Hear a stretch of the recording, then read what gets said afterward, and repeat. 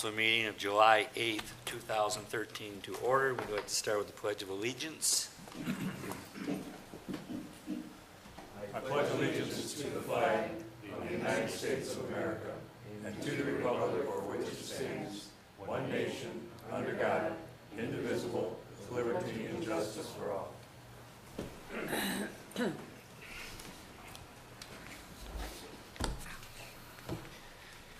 A roll call shows all council, one department head on vacation. All departments are represented otherwise. Susie, you'd like to review the minutes of June 24th? Mr. Mayor? Go ahead. Okay, in section CM 6, sorry, on the fifth page, where we're talking about the Plant Moran, I had a preference to see, I stated it was my preference that the amount be approved not to exceed $6,000. I don't see any mention of my comments, and I would like that added, please. If I remember, didn't you withdraw that at the end of your spiel? No, I was just making some comments of what my preference was. I didn't actually make a motion, but I didn't see any mention of what my comments were, and as this being an official record of the meeting, I think it would be You accurate were to have hoping it. they kept it at no higher than 6, is that what it was? Yes, that's correct. Because they quoted a range from 6,000 to 7,200.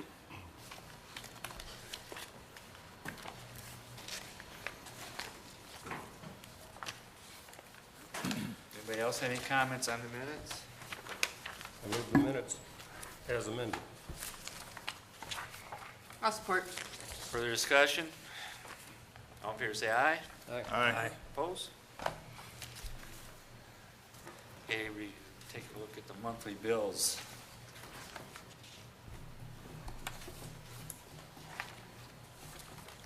I was kind of curious on page 3, the Salem South Lyon District Library Settlement 2012. You know what that is? That was from the settlement for 2012 taxes that we get from the county at the end of the year. We then forward it to the library. Okay, it's called a settlement? Yes. Oh, okay. Well, that's the first time I've heard that using that way, so, okay. There was one on page 4 too, the Swistack Levine client. Is that the trailer park? Mobile home community. It's on page 4, toward the bottom. Is that what it Which one? The water refund, is? The water refund. 11,461. Oh, yes, that was through the settlement with the trailer park with our lawsuit. We had to pay back the late fees that we had charged them. Right, okay, thank you.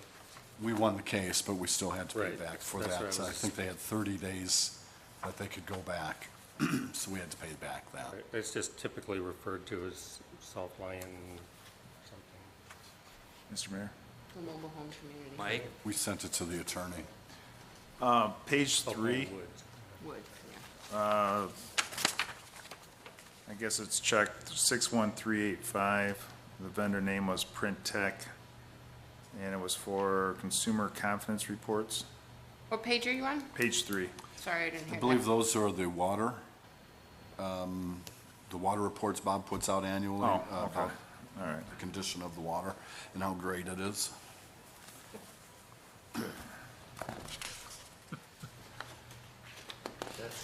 They came up with that, right?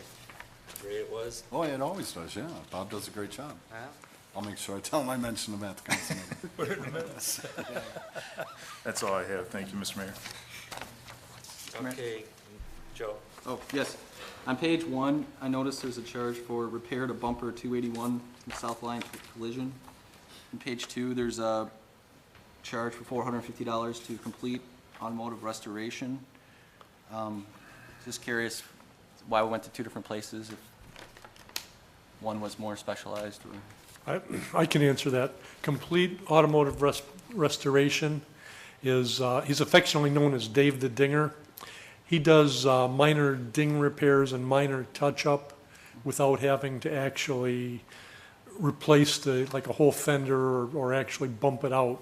He uses various implements, goes behind the sheet metal and then does his magic and makes it look almost like new.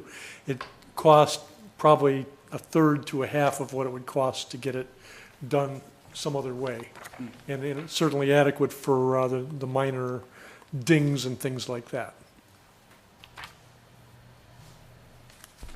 Thank you. Well, I guess I'll move to, that we pay the bills. I'll support. Further discussion? All in favor, say aye. Aye. Opposed? Approval of the agenda, any additions or deletions? Mr. Murphy, City Manager. No, sir. I'll move the agenda. I'll support that. Further comments? All in favor, say aye. Aye. Opposed? Public comment? At this time, anybody wishes to speak on any item not listed on the agenda, then can come to the microphone and do so. State your name and address.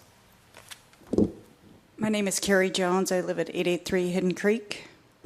And I think it actually might be on the agenda about the fireworks ordinance that you are, Yeah. the second reading. I wasn't privy to the information in the first reading, but I would just urge you to do whatever you can do to limit within the law the nature and the use of the fireworks. I was, honestly, July 4th, it wasn't as bad. Well, actually it was. Where I live, it was bad. There was a haze in the air at 10 o'clock at night. I happened to be on call for a 24-hour period and had to work the next day. I was afraid to go to sleep because there were fireworks 40 feet above homes, which... We've gone the best we can with this, and it wouldn't have stopped it on the 4th at 10 o'clock, I can tell you that. I understand, but, and I guess I'll find that out when you talk about the ordinance, so I don't know if there's a time limit. I talked to a police officer, because there was actually a fire at the base of someone's driveway on Hidden Creek that evening. Not a large one, a small one, but still. We know your concerns. If you listen to the news, there was concerns across the state. Absolutely, And every absolutely. community seemed to have their problems, and I like to believe we're ahead of the game. Well, unfortunately, we couldn't get it done for this year, but Yeah. I think we're still ahead of the game on many communities on this. Okay, I just, want to just, like I said, urge you to do Did you within... speak last year? I did. I thought you, yeah. I okay, did. yeah. And actually, I've come a long way. Last year, I had a problem with my dog because she had surgery and, just, in the summer. Right. And actually, she's done quite well. But I see those fireworks going up 40 feet above a home. Who knows where they're coming down? I have two So- dogs. I know what you went through. So, Yeah, yeah. Thank So, you. thank you. Ms. Jones? Take a look through. Anybody else wish to speak at this time? Okay, seeing none, we'll move on to our old business, which is unusual. We actually have something to refer back to on old business, and that is the second reading of the fireworks ordinance. Mr. Mayor, this is an ordinance to bring your ordinance in line with the amended state statute, the Fireworks Safety Act. It restricts the discharge of fireworks between midnight and 8 a.m. on the day of, day after, and day before on the national holidays. So if you recall, there were the 10 holidays, and you had a 3-day window on each of those. Those still remain in place, but you're now restricting the hours within that 3-day period. So outside of that, you are restricting all discharge of fireworks. On those, I think it's the 10 days, I recall. And so the 30 days, you've got the restriction from 12 a.m. to 8 a.m. And on New Year's Day, it starts at 1 a.m. as opposed to 12 midnight. And this is in line with state statute.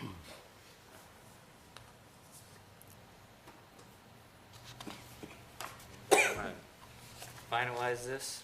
I'll move the second reading the amendment to the Code of Ordinances, Chapter 46, Section 46-122. I'll second. Further discussion? I just want to say, people need to realize this is going to be a far cry from what you're really looking for, but it's a step in the right direction. Hopefully incrementally, the complaints about this will continue on and it'll be weeded down further and further as time goes on. Okay, all in favor, say aye. Aye. Opposed? On to new business, purchase of a support vehicle for the fire department. Mr. Mayor and Council, so this was originally brought up during the 2013-2014 budget planning.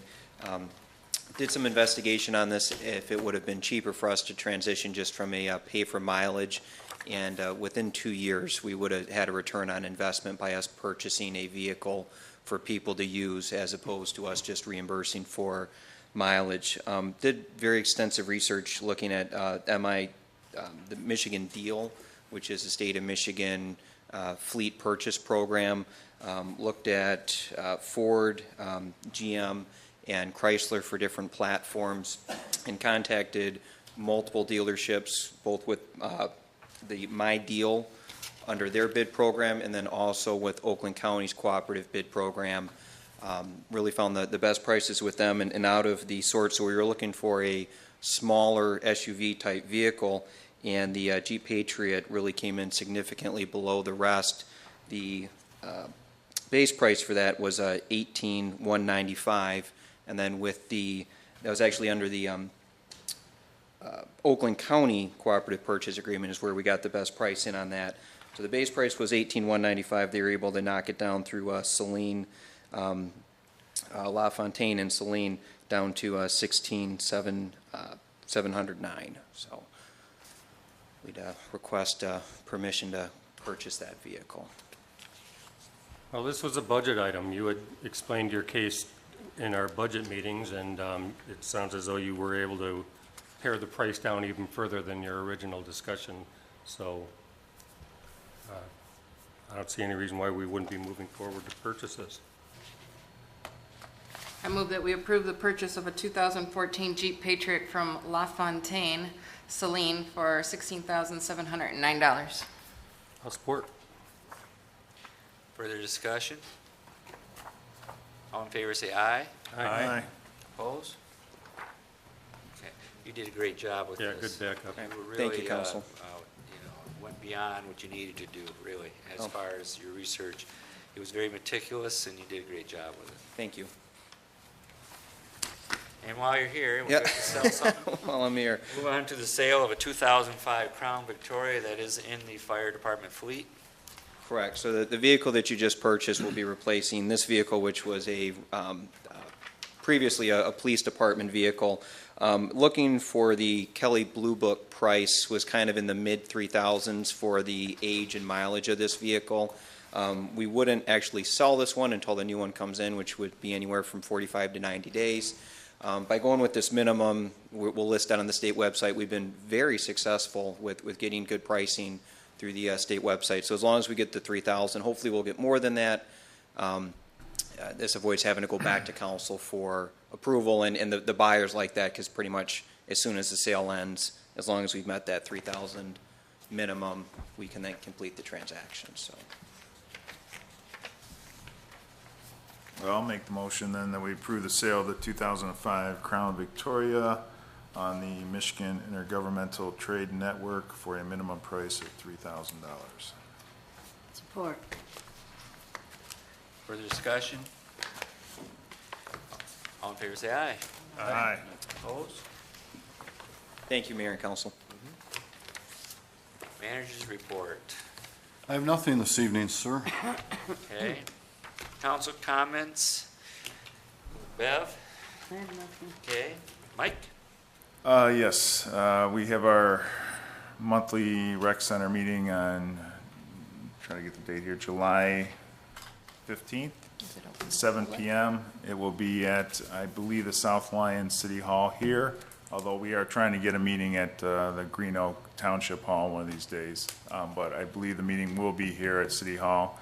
In addition, we are having a presentation on July 24th in front of the South Lyon Rec Authority at 2 p.m. I believe their meeting's at 2 p.m. Yes, that's correct. At For Green the Oak. two firms that are going to give a formal presentation to the South Lyon Rec Authority and one of those firms will be chosen to do the conceptual design for this rec center. So it is moving forward, a little slower than we thought, but hopefully by July 24th, we will have the firm selected that will do the conceptual design for the rec center. Thanks. Thank you. Harvey? I'm good, thank you. Okay, Glenn? I just wanted to ask Mike, all this is taking place in that $30,000 original pot, right?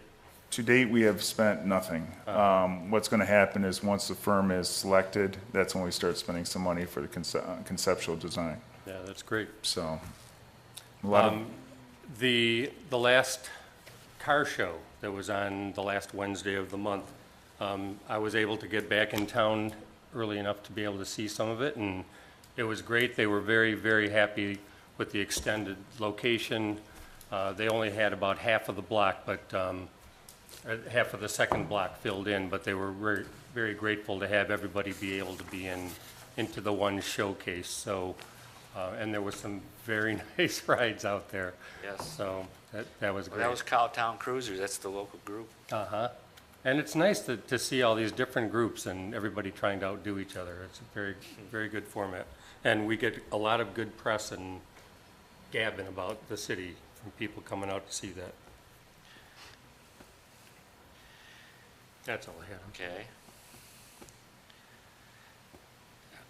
Miss Erin Kokowski. I just have a question for Mike. Mike, are those meetings going to be open to the public, the conceptual, when the architects present? yes. Okay. Yes, it's 2 o'clock meeting.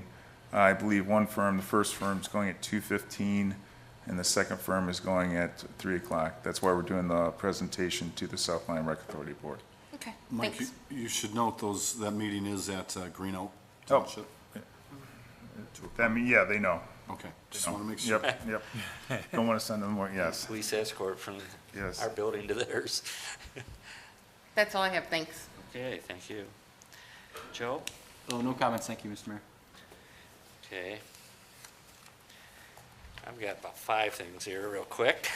I'm going to start right off with our tornado sirens that did not blow at 1 o'clock Saturday, and Chief investigated immediately after he got called, and what did you come up with?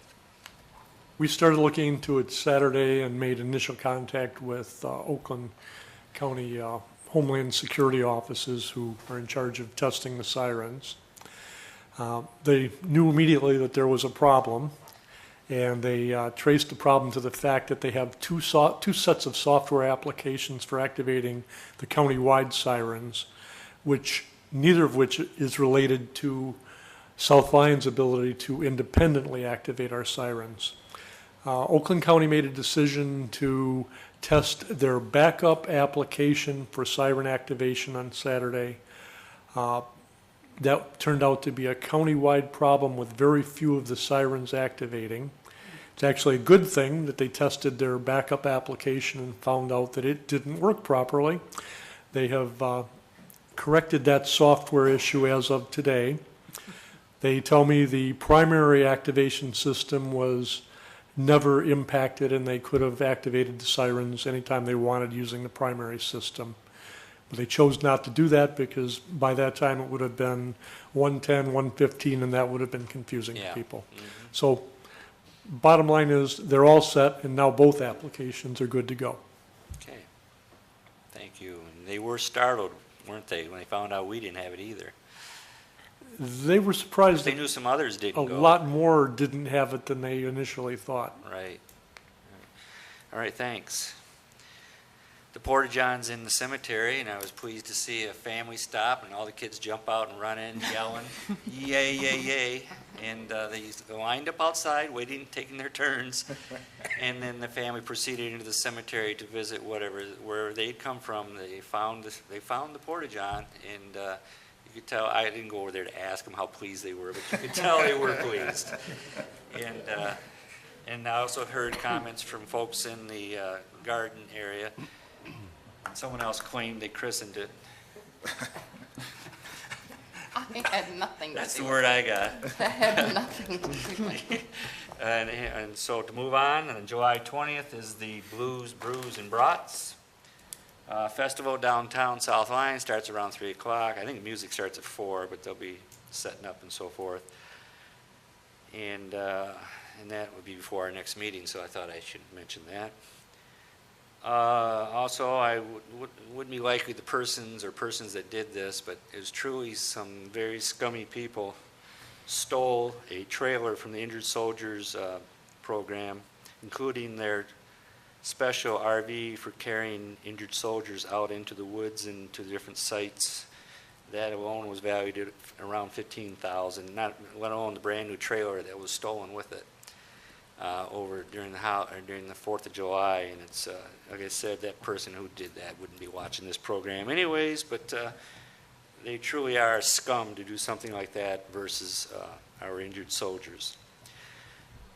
And one more sad note, we regret to hear of the passing of Julie Zemke's husband last night in the hospital, and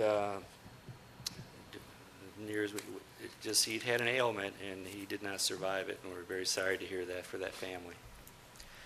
Hate to be a depressing note, but it's a point of information that everybody should know, I think.